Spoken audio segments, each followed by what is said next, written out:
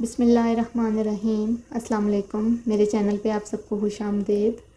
آج کا میرا اسلامی واقعہ حجاج بن یوسف کی دردناک موت کے بارے میں ہے۔ تو واقعہ شروع کرنے سے پہلے میری آپ سب سے گزارش ہے کہ میرے چینل کو سبسکرائب کر دیں تاکہ ہر آنے والی ویڈیو سب سے پہلے آپ تک پہنچ سکے، اور اگر یہ ویڈیو آپ کو اچھی لگے تو لائک کر دیجیے گا۔ حجاج کو عبد الملک نے مکہ، مدینہ، طائف اور یمن کا نائب مقرر کیا تھا اور اپنے بھائی بشر کی موت کے بعد اسے عراق بھیج دیا، جہاں سے وہ کوفہ میں داخل ہوا۔ ان علاقوں میں 20 سال تک حجاج کا عمل دخل رہا۔ اس نے کوفے میں بیٹھ کر زبردست فتوحات حاصل کیں۔ اس کے دور میں مسلمان مجاہدین چین تک پہنچ گئے۔ حجاج بن یوسف نے ہی قرآن پاک پر اعراب لگوائے۔ اللہ تعالیٰ نے اسے بڑی فصاحت و بلاغت اور شجاعت سے نوازا تھا۔ حجاج حافظ قرآن تھا، شراب نوشی اور بدکاری سے بچتا تھا۔ وہ جہاد کا دھنی اور فتوحات کا حریص تھا، مگر اس کی تمام اچھائیوں پر اس کی ایک برائی نے پردہ ڈال دیا تھا، اور وہ برائی تھی سعید بن جبیر کا ناحق قتل۔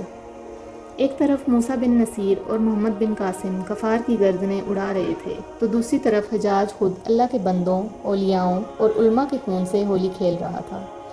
حجاج نے کم و بیش 1,20,000 انسانوں کو قتل کیا۔ اس کے جیل خانوں میں ایک ایک دن میں 80,000 قیدی ایک وقت میں موجود ہوتے، جن میں سے 30,000 عورتیں ہوتیں۔ اس نے جو آخری قتل کیا وہ عظیم تابعی اور زاہد و پارسا انسان حضرت سعید بن جبیر رضی اللہ تعالیٰ عنہ کا تھا۔ انہیں قتل کرنے کے بعد حجاج پر وحشت سوار ہو گئی۔ وہ نفسیاتی مریض بن گیا۔ حجاج جب بھی سوتا، حضرت سعید بن جبیر اس کے خواب میں آ کر اس کا دامن پکڑ کر کہتے کہ اے دشمن خدا، تو نے مجھے کیوں قتل کیا؟ میں نے تیرا کیا بگاڑا تھا؟ اس کے ساتھ حجاج کو وہ بیماری لگ گئی جسے زمہریری کہا جاتا ہے۔ اس میں سخت سردی کلیجے سے اٹھ کر سارے جسم پر چھا جاتی ہے۔ وہ کانپتا تھا۔ آگ سے بھری انگیٹھیاں اس کے پاس لائی جاتیں اور اس قدر قریب رکھ دی جاتی کہ اس کی کھال جل جاتی، مگر اسے احساس تک نہیں ہوتا۔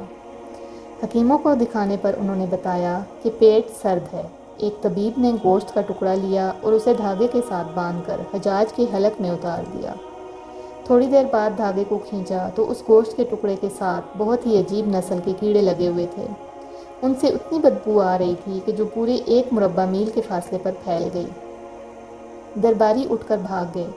حکیم بھی بھاگنے لگا۔ حجاج بولا، تم کہاں جاتے ہو؟ حکیم بولا، تیری بیماری زمینی نہیں آسمانی ہے، اللہ سے پناہ مانگ۔ حجاج جب ہر طرح کی تدبیروں سے مایوس ہو گیا تو اس نے حضرت حسن بصری رحمۃ اللہ علیہ کو بلوایا اور ان سے دعا کی درخواست کی۔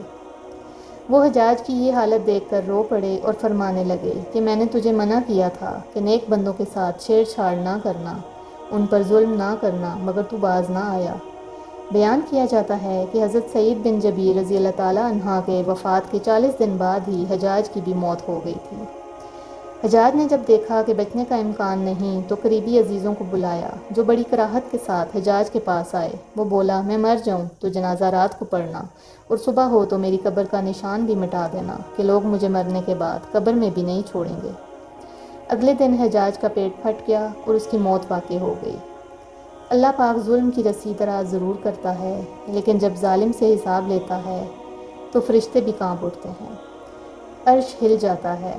اللہ ظالموں کے ظلم سے ہم سب کو محفوظ رکھے، آمین ثم آمین۔